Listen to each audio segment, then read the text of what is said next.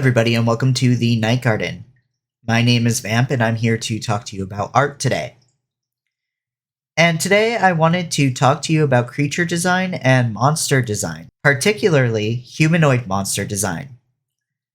Humanoids can be hard to approach because there needs to be something deliberately included into the design that makes them feel less human, while still not losing the familiarity that humanoids possess.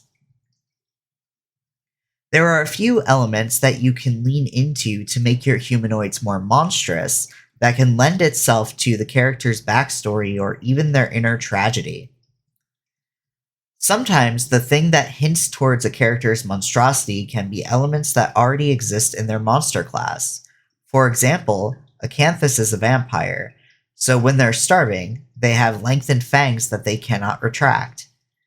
Vampires have recurring features such as alluring eyes and other things that hint to their persuasive abilities, glassy nails, clear skin that's abnormally pale to hint to their bloodlessness and nocturnal natures, etc., etc., etc. In some vampire lore, vampires have bat-like features. In some others, they are shapeshifters and have extra hair or distorted features to show that, like Nosferatu.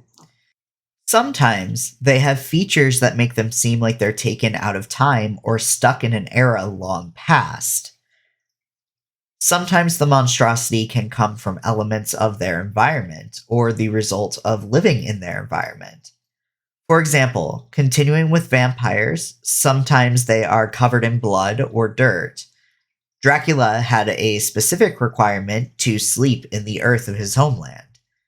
Sometimes it can be sticks and leaves stuck in their hair, or maybe it's disintegrating clothes, something to that regard, something that removes them from the element of their time. But when it comes to specifically humanoid monster design, I find that my favorite thing to explore details of, and some of the best things that make them, are literal interpretations of feelings that come with certain emotions that character is dealing with. As I talk about this, I have a sketch that I'm doing of a monster form of one of my characters. I mentioned earlier that this is Acanthus, a vampire character from Tales from the Night Garden. Interpreting a feeling a character is going through or creating a monster from different recurring emotions can add a lot of depth to their design as well. What do I mean by this? The thought of certain emotions being monstrous or having an inhuman quality feels weird to talk about, right? After all, the nuance of emotion is quite attached to humanity. But there is a recurring phenomenon where people tend to relate to monsters in fiction. And I want to preface this that I am not a therapist and that this isn't mental health advice, just how I tend to approach my humanoid monsters. Specifically, I wanted to talk about how certain emotions can emphasize how someone feels inhuman in certain situations. Emotions are one of the most powerful things that we contend with on a daily basis. They can make us avoid certain things, they can make us physically ill, they can make us sap our energy, among other things. So, because I'm in the middle of drawing one of my OCs, let's talk about emotion being the creation of a monster in terms of their backstory. Acanthus as a character is dealing with a massive amount of disassociation and depression at the point of the story where this monstrous form appears. At the time that this design shows up in the novel, the character is feeling empty, hollowed out, and a husk of their former self. This character also has a lot of plant imagery in their backstory. If you think about these things literally, empty, hollowed out, a husk of their former self, a lot of this imagery matches up well with trees and plants, which allows me to take something that means a lot to this character and turn it into a weapon against them. I can also take these characteristics and make them literal, removing the mass beneath the ribcage and showing that they're hollowed out in that way. It becomes a visual representation of the literal emotions this character is feeling.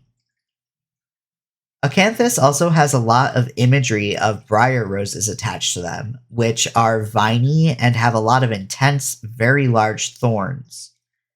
Briar roses also lean into this idea of depression, isolating yourself, harming people who get close, drawing people in and hurting them in the end. These are all emotions that can be attached to depressive episodes. Briar roses are also distinctly living things, despite being surrounded by things that can harm and vines that look fairly dead. Because of this, I added a mass of plants visible inside of the ribcage to signal that this statue of a monster is still living and can grow from this place despite their dire situation. Another emotion that gets thrown into the fray when it comes to depression imagery is to be stuck where you are, unmoving, unchanging. Tree and plant imagery also leans very well into this, with them literally being rooted to the ground. Another thing that can lend well into something like this is that when plants are in a bad grow environment, they wither and die. When someone is dissociating, they tend to feel numb and dead and detached from the environment around them. Because of this, I decided to have the area around the immediate roots dead and rotten, as if acanthus being rooted there was poisoning the plants around the roots. I also blinded their eyes. They're obscured with blood, which is a monster class characteristic, but the blindness hints towards their disconnection to reality feeling. So with that, I'm going to let some music pop up and take you to the end of the video. I hope that you're enjoying watching this sketching process.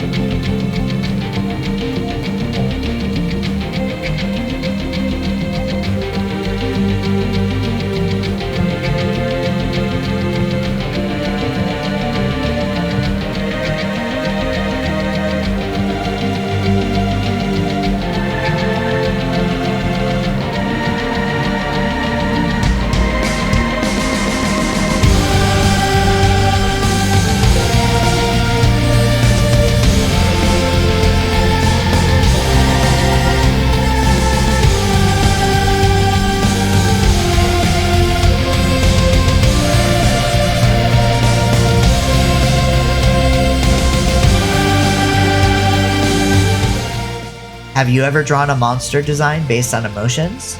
Did people relate to the monster, or did you find that the monster had more interesting qualities as a result? Let me know in the comments below. If you don't like approaching monster design in this way, then also let me know in the comments below. Let's have a conversation about it. So this is the final result when it comes to this acanthus form. I may do a painting of it when I have the time to, but for now it will stay as a sketch. If you'd like to know more about Tales from the Night Garden or support me and my artwork, then please check out the places that are listed on screen. You can follow along on Patreon or Ko-fi. I post a newsletter showing work in progresses every week for free, and subscribers get early access to certain things, as well as free tutorial access and extra shop discounts. Subscribers also get first notice when commissions open back up. I'd like to thank everyone who has subscribed to Ko-fi or Patreon and supported in any way. You all keep this channel going. And if you like seeing stuff like this, don't forget to subscribe or tap the bell. And as always, I hope that you are all taking care of yourselves. Drink your water and do what you can. And I'll see you in the next video. Goodbye, everybody.